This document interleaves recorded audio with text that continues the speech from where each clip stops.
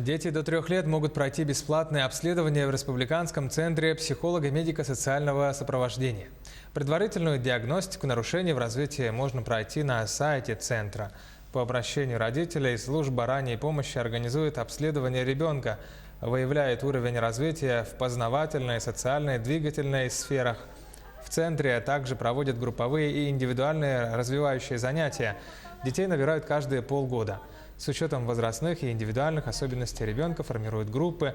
Там вместе с детьми занимаются и родители.